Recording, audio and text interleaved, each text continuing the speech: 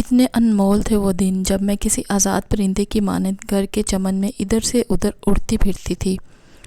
کائنات کی ہر شے سے بیگانہ میری زندگی بچپن کے سفر میں تھی۔ یہ میرے بچپن کے دن تھے جن کو میں کبھی نہیں بھلا سکتی۔ اس کے بعد عمر کا وہ دور آیا جب آئینے کے مقابل اپنے عکس سے باتیں کرنے لگی۔ شاید شعور کی دہلیز پر قدم رکھ چکی تھی جبکہ میری دونوں بہنیں ابھی چھوٹی تھیں۔ اب میں عمر کے اس حصے میں تھی جس میں تمناؤں، چاہتوں اور ارمانوں کی گنگناہٹ دھیمے سروں میں سنائی دینے لگی تھی، اور ہر لڑکی اپنے مستقبل کے بارے سوچتی ہے۔ میں بھی تصورات میں کھوئی آنے والے دنوں کی خوشیاں خوابوں میں سمیٹ رہی تھی کہ ایک دن کچھ انجانے لوگ ہمارے گھر آئے اور میرا رشتہ طلب کیا۔ والدین کو رشتہ پسند آ گیا اور منگنی ہو گئی۔ کچھ عرصہ بعد پھر وہی لوگ آئے۔ میں خوشی سے پھول ہی نہ سما رہی تھی۔ سنا تھا کہ شادی کی تاریخ لینے آ رہے ہیں۔ مہمان آ کر رخصت ہو گئے، مگر میرے گھر والوں کے چہروں پر مسکراہٹ نہ تھی۔ وہ مایوس اور مضطرب دکھائی دیے۔ ان کے مرجھائے چہرے دیکھ کر سمجھ گئی کہ ان کی آس ٹوٹ گئی ہے۔ تبھی امی نے بتایا کہ لڑکے والے منگنی توڑ کر چلے گئے ہیں۔ وہ کہہ رہی تھی کہ بھلا یہ بھی کوئی بات ہے، پہلی بڑی کو پسند کر کے رشتہ طے کر لیا اور اب بڑی کو چھوڑ منجلی کو مانگ رہے تھے۔ بھلا یہ کیا شریفوں کا طریقہ ہے؟ لڑکیاں نہ ہوئی کھلونے ہو گئے، وہ رشتہ ختم کر گئے ہیں۔ یہ سن کر پیروں تلے سے زمین دستی معلوم ہوئی اور میرے خواب شیشے کی طرح ٹوٹ کر بکھر گئے۔ دکھ اس بات کا نہیں تھا کہ وہ رشتے کی بات ختم کر گئے تھے، بلکہ دکھ اس بات کا تھا کہ میری دونوں چھوٹی بہنوں کا کیا ہوگا۔ ایک تو اب بچپن کی دیوار پھلانگ کر جوانی کی دہلیز پر قدم رکھنے والی تھی اور دوسری ابھی چھوٹی تھی۔ منگنی اس بات پر ٹوٹی تھی کہ لڑکے نے منگنی والے دن میری منجلی بہن کو دیکھا تھا تو گھر جا کر اپنی ماں سے کہا کہ تم نے بڑی کا رشتہ کیوں لیا، جبکہ دوسری اس سے زیادہ خوبصورت اور دلکش خد و خال والی ہے۔ آپ کو وہ نظر نہیں آئی تھی؟ میری شادی کرتی ہے تو دوسری والی کا رشتہ طلب کر لیں، میں ان کی بڑی لڑکی سے شادی نہیں کروں گا۔ لڑکے کی اس بات کا ذکر انہوں نے جب میرے والدین سے کیا تو میرے والدین نے کہا کہ یہ کیسے ہو سکتا ہے، جب تک بڑی کی شادی نہیں ہو جاتی ہم چھوٹی لڑکیوں کی شادی کا سوچ بھی نہیں سکتے۔ اگر آپ کو ہماری بڑی بیٹی قبول نہیں تو رشتہ تو چھوڑ دیجیے۔ اس میں شک نہیں کہ چھوٹی بہنیں مجھ سے کہیں زیادہ خوبصورت تھیں اور وقت کے ساتھ ساتھ وہ میرے برابر ہو رہی تھیں، مگر امی ابو ان کے لیے آئے رشتے اس وجہ سے ٹھکرا رہے تھے کہ بڑی کی موجودگی میں چھوٹی بیٹیوں کو کیوں کر بیاہ دیں۔ یہی سوچ کر آنکھیں بھر آتی تھیں کہ میری معمولی صورت کے باعث میری بہنوں کے اچھے نصیبوں کو ٹھوکر لگائی جا رہی تھی۔ میں جس ماحول میں پلی بڑی تھی، یہاں لڑکیوں کا اپنی شادی اور رشتے ناطے پر اظہار خیال معیوب بات سمجھی جاتی تھی، جبکہ میں اپنے والدین کو سمجھانا چاہتی تھی کہ اگر لوگ میرے بجائے منجلی یا چھوٹی کو پسند کر لیں تو اچھا رشتہ گنوانے کی بجائے ہاں کر دینی چاہیے، تاکہ غربت میں ایک بچی کے فرض سے تو سبکدوشی پائیں۔ جب میرے مقدر میں ہوگا تو میرا رشتہ بھی ہو جائے گا۔ لیکن والدین نے اپنی سوچ نہیں بدلی۔ وقت کے ساتھ ساتھ دونوں بہنیں میرے برابر کی ہو گئیں۔ والدین اپنی ضد پر قائم رہے۔ والدہ پھر سے مصلے پر بیٹھ گئیں اور رات دن میرے نصیب کھلنے کی دعائیں مانگنے لگیں۔ ان کو اس قدر محویت سے دعائیں مانگتے دیکھ کر میرے دل سے آہ نکل جاتی اور میں بھی دعا کرنے لگتی کہ اے اللہ میری والدہ کی سن لے اور ان کو سکون دے۔ اللہ نے ان کی سن لی۔ اس بار پھر لوگ آئے اور میری چھوٹی بہنوں کو دیکھنے کے باوجود انہوں نے میرا رشتہ ہی طلب کیا۔ کچھ دنوں بعد وہ میرے سر پر گوٹے والی چنری ڈال اور انگوٹھی پہنا کر چلے گئے۔ ہمارے گھر میں خوشیوں کا ٹھکانہ نہ تھا۔ وہ جلد شادی کی تاریخ مانگ رہے تھے۔ میرا جہیز تو تیار رکھا تھا، والد صاحب نے فرنیچر بنوانے کا بھی آرڈر دے دیا۔ اب شادی کی تاریخ کا اعلان باقی رہ گیا تھا کہ اچانک منگنی ٹوٹنے کا اعلان ہو گیا۔ پتہ چلا لڑکے کو کوئی اور لڑکی پسند تھی اور اس کے والدین کو وہ لڑکی پسند نہ تھی۔ ماں باپ کے دباؤ میں آ کر پہلے تو وہ چپ رہا، مگر عین وقت پر جھگڑا کھڑا کر کے شادی سے انکار کر دیا اور گھر سے بھاگ جانے کی دھمکی بھی دے دی۔ ماں باپ سٹ پٹائے کہ اب کیا کریں، مگر جوان اولاد جب قابو میں نہ آئے تو وہ طوفان ہوتی ہے۔ کاش کہ وہ چپ نہ رہتا اور پہلے ہی بول پڑتا تو مجھ غریب کو دوسری بار منگنی ٹوٹنے کا دکھ نہ سہنا پڑتا۔ اس ظالم کو کیا خبر کہ جب دوسری بار منگنی ٹوٹ جائے تو لڑکی پر کیا گزرتی ہے، آئندہ کی امیدیں ہی ختم ہو جاتی ہیں۔ ہم تو غریب لوگ تھے، بڑی مشکل سے گزر بسر ہو رہی تھی۔ سفید پوشی کا برم رکھنے کو چھوٹی چھوٹی خواہشات کا بھی گلا دبانا پڑتا تھا۔ میں بہن بھائیوں میں سب سے بڑی تھی، اب تو چہرے کی نوخیزی بھی کم تھی۔ تبھی والد میری فکر میں گلے جاتے تھے۔ آخرکار وہ بیمار پڑ گئے۔ اس وقت میری عمر 26 برس تھی۔ ہمارا گزارا تھوڑی سی زمین کی پیداوار پر تھا۔ کافی عرصہ میرے لیے کوئی رشتہ نہ آیا۔ رشتہ کرانے والے بھی جانتے تھے کہ جب تک بڑی بیٹی ہے یہ لوگ چھوٹی لڑکیوں کے رشتے نہیں کریں گے۔ تبھی اب دوسری دونوں بہنوں کے رشتے بھی نہیں آ رہے تھے۔ پھر 2 بار کی منگنی ٹوٹنے کا قصہ خاندان بھر میں سبھی کو معلوم تھا، اور یہ دنیا والوں کے لیے معمولی بات نہ تھی۔ ہم جہاں رہتے تھے یہ پہاڑی علاقہ تھا۔ وہاں نلکوں سے پانی نہیں آتا تھا، بلکہ چشمے سے لوگ پانی لیتے تھے۔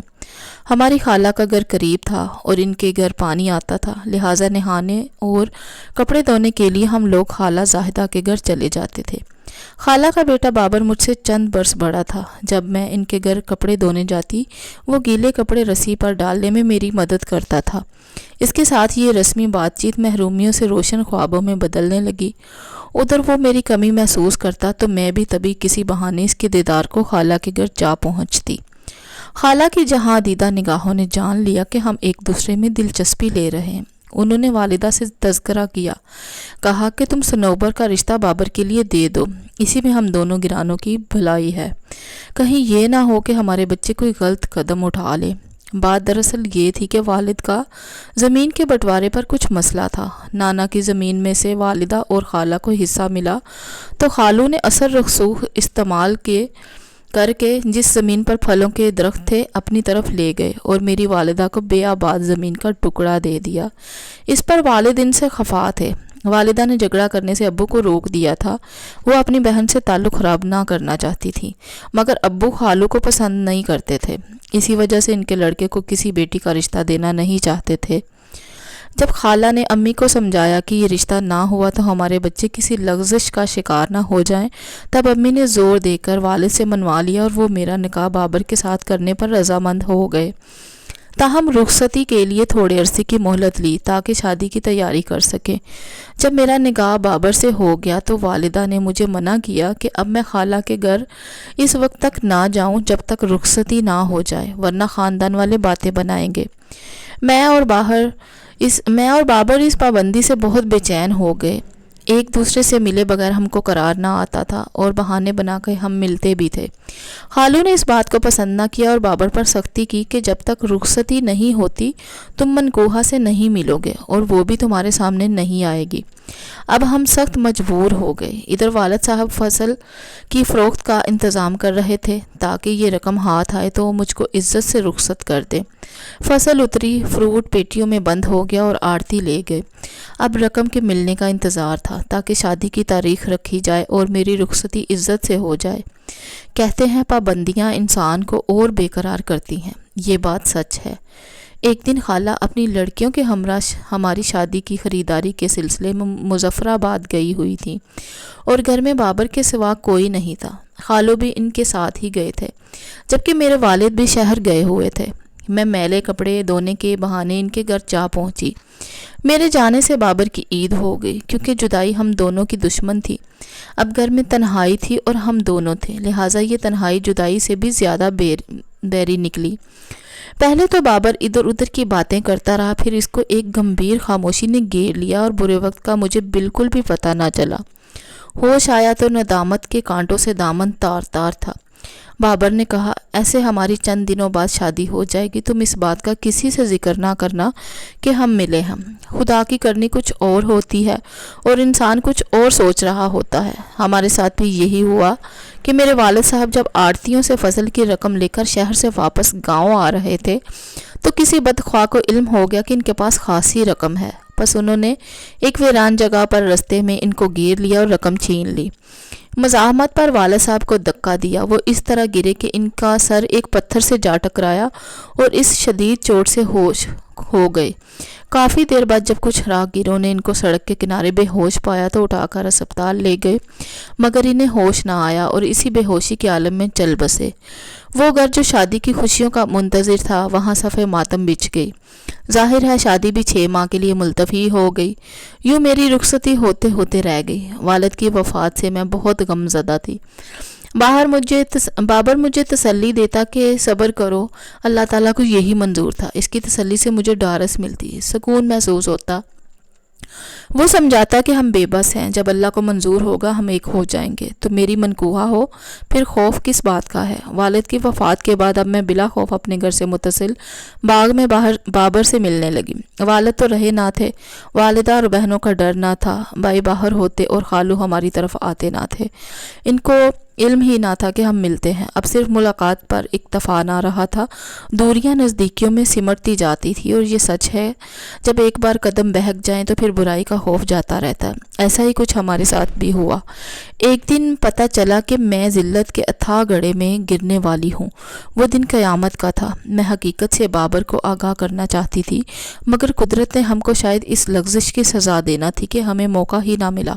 बाबर अपने वालिद का ट्रक लेकर पेशावर गया हुआ था कि वो वापस ना आया। जाने क्या मामला हुआ, ट्रक समेत वो मंजर से गायब हो गया। खालू बेचारे इसकी तलाश में भाग दौड़ कर रहे थे, मगर कुछ पता ना चला। यहाँ तक कि एक माह गुजर गया। बिलाखिर किसी तरह बाबर ने राब्ता किया कि कुछ कर्ज हुआ इसको ट्रक समेत अगवा करके इलाका गैर ले गए हैं। जब तक कर्ज की तमाम रकम वो अदा नहीं करेंगे इसको रिहाई नहीं मिलेगी। खालू ने अब रकम के लिए भागदौड़ शुरू कर दी और मेरी शादी एक बार फिर मुलतवी हो गई, क्योंकि पहले तो बाबर को बाजियाब करना था, अब मामला मज़ीद गंभीर हो गया। बात कहने की ना थी, किसी तरह अपना राज किसी को बताती हालात के थपेड़े सहने को तनहा रह गई थी। माँ को पता चला, उन्होंने सर पीट लिया, मगर सर पीट लेने से तो मसला हल नहीं होता। नाचार माँ ने खाला ज़ाहिदा को मामले से आगाही दी। उन्होंने तसल्ली दी कि सब्र करें और खामोश रहें, घर का मामला है। बाबर का वालिद बेटी को जल्द लेकर आएगा और झटपट हम रुखसती कर लेंगे, राज राज ही रहेगा। ज़ाहिदा खाला ने कहा था कि इस बात का किसी से जिक्र ना करना, ये हमारी बहू है, अनकरीब हमारे घर आ जाएगी। मगर उन्होंने क्या मुझे बहू बनाना था? बाबर के आने से पहले ही मेरी चची को शक हो गया। इसने चचा को बताया और इस तरह मेरे भाइयों को भी इन्होंने शक में डाल दिया कि इनकी बहन की लग़्ज़िश से ख़ानदान की नामूस खाक में मिलने वाली है। तो उन्होंने एक रात जब मैं सो रही थी मुझ पर चाकू से हमला कर दिया। वो मुझे ख़त्म कर देना चाहते थे, लेकिन खुदा को मेरी मौत मंजूर ना थी। मैं शदीद ज़ख्मी होकर भी ज़िंदा बच गई। मेरी माँ ने बेटों के डर से मुझे एक रिश्तेदार के घर दूसरे गांव भेज दिया। वहाँ मैंने एक बच्ची को जन्म दिया। इन लोगों ने मेरा बहुत ख्याल रखा, क्योंकि मैं ज़ख्मी हालत में गई थी और माँ ने मुझ पर ससुराल वालों के जुल्म की झूठी कहानी गढ़कर सुना दी थी। 3 माह बाद आकर मुझको ले गई और इसने बच्ची को एक तीसरे गांव जो काफ़ी दूर था वहाँ ले जाकर अपने किसी और रिश्तेदार के घर दे दिया। जिस खातून की गोद में बच्ची को डाला वो बे औलाद थी। मैं अकेली ही घर आ गई और माँ की मिन्नत समाजत और रोने बिलखने से भाई चुप हो रहे। उन्होंने मामले को अपना शक जाना और बात दब गई। जब बाबर रहा होकर आया और इसको वालिदा ने हालात से आगाह किया तो वो बरहम हो गया। इसने कहा कि अगर आप लोगों का दावा है कि बच्ची मेरी है तो इसको वापस लाना होगा, वरना मैं सनोबर से शादी नहीं करूँगा। माँ ने कहा कि फ़िलहाल बच्ची वापस नहीं लाई जा सकती और ना मेरे बेटे सनोबर को ज़िंदा ना छोड़ेंगे। बाबर की नीयत वो जाने, मगर इस बात का बहाना बनाकर इसने मुझसे निकाह ख़त्म कर दिया। इस तरह मैं आबाद होने से पहले उजड़ गई और तलाक का दब्बा भी मुझे लग गया। इन दिनों मैं रंजो गम और बाबर की बेवफाई के सदमे से नडाल थी। जिस रोज़ इसने मुझे तलाक दी दुख से बुरा हाल था। अपने कमरे में सुबह से रात तक एक ही जगह बैठी रोती रही, यहाँ तक कि निसफ शब बीत गई। सोचती थी मेरा कसूर क्या था जिसकी इतनी बड़ी सज़ा मिली। लेकिन मेरा कसूर तो था कि मैं बुज़ुर्गों के मना करने के बावजूद तन्हाई में बाबर से मिलती थी। इंसान खता का पुतला है और जब गलती हो जाए तो बाज़ दफ़ा इसकी सज़ा भी मिलकर रहती है। मुझे सज़ा बच्ची की जुदाई और बाबर की बेवफाई की सूरत में मिल गई। रात का बड़ा हिस्सा बीत चुका था। दूर दूर तक सन्नाटा था। कभी कभी कुत्तों के भौंकने की आवाज़ में आती और तो कलेजा कटने लगता था। मैं रात की तारीकी में बैठी अपनी किस्मत को कोस रही थी। माजी की यादें और बाबर के साथ बीते लम्हात फिल्म की स्क्रीन की तरह आंखों के सामने चल रहे थे। 2 साल मेरी ज़िंदगी के इन्हीं ओपलों में दबी आग जैसी सुलगन में सुलगते कट गए। शुक्र है कि मुझको लोगों की तीखी नज़रों और तानों का सामना नहीं करना पड़ा। फिर मेरी एक दूर की खाला ने अपने बेटे के लिए मेरा रिश्ता मांगा और सादगी से मेरा निकाह कुछ अरसा बाद शफीक से हो गया। شفیق ایک نہایت شریف انسان تھے۔ شادی کے 2 سال پرسکون گزر گئے۔ ایک دن میری ساس اسی گاؤں جا نکلی جہاں میری اور بابر کی بچی نے جنم لیا تھا۔ کسی نے اس کو مجھ پر ظلم کی داستان سنائی تو وہ ہکا بکا رہ گئے۔ اس نے کہا کہ میری بہو کی تو کوئی بچی نہیں ہے، یہ کیا معاملہ ہے؟ وہ معاملے کی تحقیق میں لگ گئی۔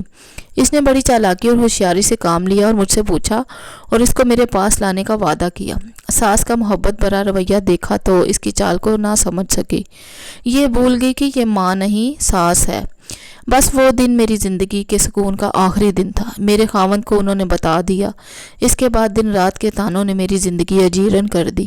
میرے بھائی کی شادی پر بھی ان لوگوں نے مجھے میکے نہ جانے دیا۔ کہہ دیا کہ اب تم میکے سے کوئی تعلق نہ رکھو گی اور وہاں کبھی نہ جاؤ گی۔ ہم تو سمجھے تھے تم پر ظلم ہوا ہے، ہم کو کیا خبر تھی کہ اس سے آگے بہت کچھ ہو چکا ہے۔ اب نہ تمہارے میکے سے کوئی یہاں آئے گا اور نہ تم وہاں جاؤ گی۔ رو رو کر میرا برا حال ہو گیا۔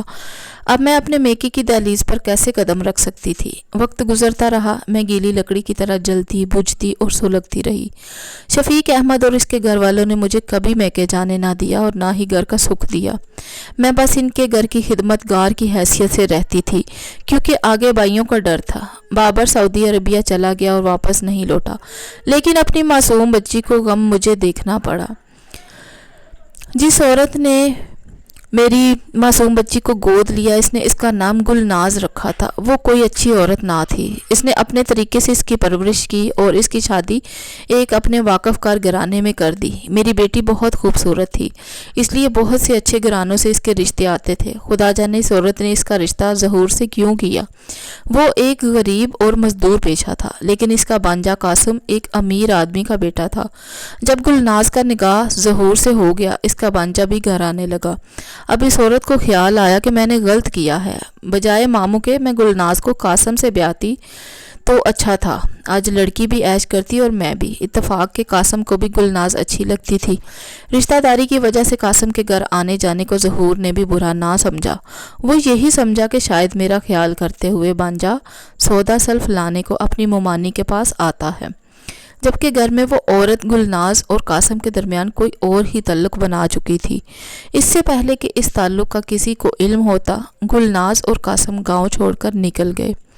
ان کے چلے جانے کے بعد اس عورت نے شور مچا دیا کہ ظہور احمد میری بیٹی کو طلاق دے، کیونکہ اس کا بانجا گلناز کو لے گیا ہے۔ یہ گاؤں گاؤں شہر شہر چھپتے رہے کیونکہ ظہور نے ان دونوں کو قتل کرنے کی ٹھان لی تھی۔ کچھ دنوں بعد ہی قاسم گرفتار ہو گیا اور گل اکیلی رہ گئی۔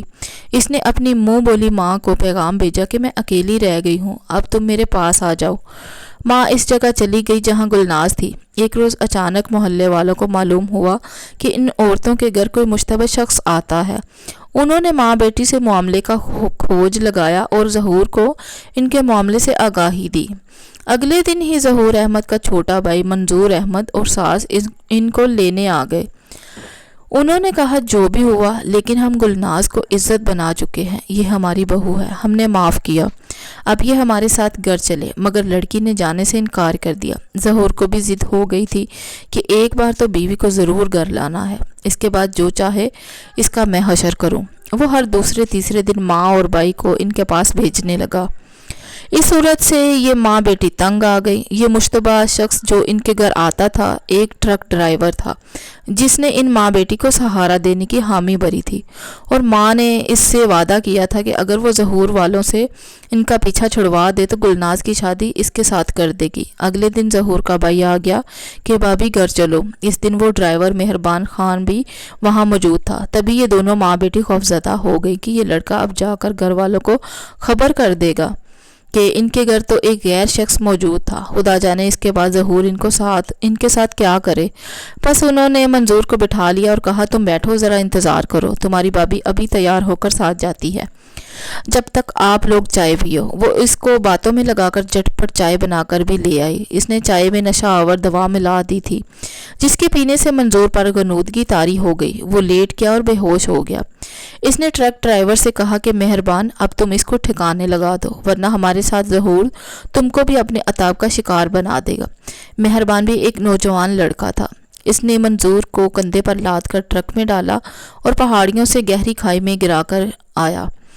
जब मंजूर 2-3 दिन तक ना आया तो उसकी माँ को फिक्र लाहक हुई कि मेरा लड़का भाभी को लेने गया था, कहाँ रह गया है।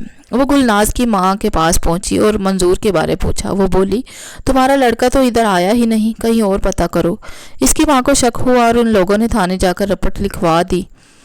पुलिस ने तफ्तीश की तो राज खुल गया और दोनों को गिरफ्तार कर लिया। जब पुलिस के हाथ पड़े तो दोनों ने सारे राज उगल दिए। यूं ट्रक ड्राइवर भी गिरफ्तार हो गया और उसकी निशानदेही पर गाड़ी से मंजूर की लाश बरामद हो गई। इन दिनों ज़हूर अपने एक दुश्मन से तनाज़े के सबब जेल में था। जब इसको अपने भाई की मौत का पता चला तो वो पागल हो गया। वो पुलिस वालों के पांव पड़ गया कि मुझको सिर्फ एक बार छोड़ दो, मैं अपनी बीवी और सास से अपने भाई के कत्ल का हिसाब ले लूं। लेकिन ऐसा कब हुआ है कि कानून खुद किसी को कत्ल का परमिट जारी कर दे। ये तीनों जेल में थे और मैं सुलग रही थी कि मुझ बदनसीब के लिए इससे बड़ी क्या सज़ा होगी कि इनके साथ जो हुआ सो हुआ, मगर मैं पहले बेटी से जुदाई की सज़ा भुगत रही थी और अब इस सज़ा के जुर्म का सुनकर ज़िंदगी मेरे लिए एक सज़ा हो गई। सच है, जुर्म में मर्द का बराबर शरीक होता है, तब भी सज़ावार औरत ही ठहरती है। जुर्म तो बाबर ने भी किया था, मगर ये कह कर के मैं इसकी मनकूहा हूँ तो मुझे एहसास जुर्म में मुब्तला होने की ज़रूरत नहीं। इसके नज़दीक रुखसती से कबल कुर्बत जुर्म ना था। मुजरम तो मैं ठहराई गई और सज़ा भी मुझे खूब मिली, जबकि बाबर को क्या फ़र्क पड़ा जिसकी वजह से एक नहीं 2 जिंदगियां बर्बाद हुई। मेरी बच्ची गुलनाज गलत हाथों में चली गई और इसे जेल की सलाखों के पीछे अपनी खूबसूरत ज़िंदगी के खूबसूरत साल कैदोबंद की नज़र करने पड़े। मज़ीद अच्छी वीडियोस देखने के लिए प्लीज़ मेरे चैनल को सब्सक्राइब कीजिए, लाइक कीजिए और ज़्यादा से ज़्यादा शेयर कीजिए और बेल आइकन को ज़रूर प्रेस कीजिए ताकि मेरी आने वाली हर वीडियो का नोटिफिकेशन आप तक बर वक्त पहुँच सके। शुक्रिया।